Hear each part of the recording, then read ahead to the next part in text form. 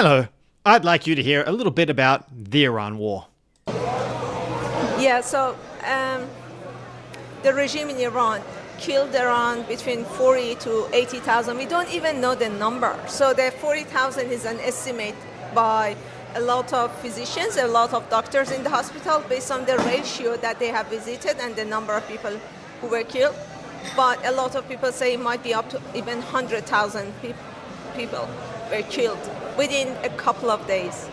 So a regime that kills its own people in a matter of some days, this sort of ratio, war is not comparable. Like a war, like even for the last 2-3 weeks, like in the last 3 weeks that the war has happening, I think the casualty rate is around 1,000 or 2,000, something like that, which a lot of them, most of them are officials and IRGC members.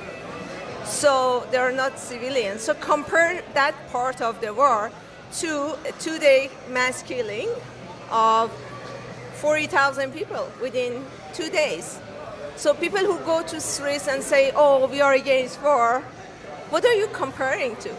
Compare the two things. The civilians were killed. Beautiful. I don't know if you saw the screen there. We had a lot of people's beautiful girls and boys and athletes and university students and physicians and nurses and normal people, like horrible thing. They killed so many people.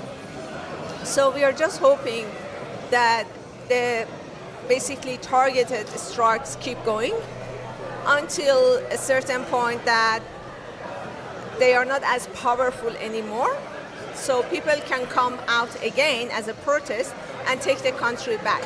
So that is what we are hoping, because they proved 3 months ago, that people by themselves cannot overthrow, this regime because of the mass killing that happened. So that is why we just, from inside, from outside, they are terrorists. They have committed, terrorist activities in Australia as well. So they are no good for anyone. So they are really the Hitler of our time. And everyone needs to feel responsible to get rid of them. And it's just, if we don't do that, we are going to be hurt here in Australia as well. We are going to be hurt in any other Western country. Nowhere is safe with these guys, because the foreign interference that they are doing is unimaginable. So we are just hopefully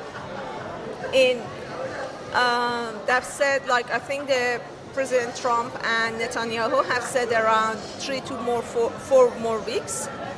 So we are hoping for 4 more weeks and then see what happens and whether people could take Iran back. And we have the basically Crown Prince Reza Pahlavi, who is basically the only person we trust.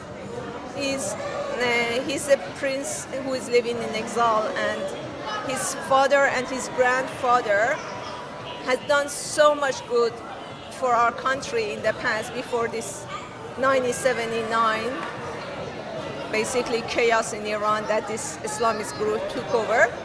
So they were the current Shah's, the Crown Prince father was in power, and before that it was his grandfather. They built up the country, they modernized the country, they gave women rights 8 years before Switzerland. So women in Iran had women rights 8 years before Switzerland, and I'm talking in 70s, right? So compare it to now that it's so backward. The freedom of speech is horrible. Everything is horrible. Yeah, so we really want the Western countries to support, because a regime who kills its own people in a matter of time, in a matter of 2 days, that number between 40,000 to 100,000, it's not going to have any care for other nations. They are dangerous for everyone. So I hope the world understand this, that how dangerous these guys are, like Hitler, that everyone, Nazis, everyone needs to basically work together to get rid of them for the good. Thank you. So there you hear from an Irani immigrant. Do you stand with the Islamic Republic or the Irani people? in the comments below.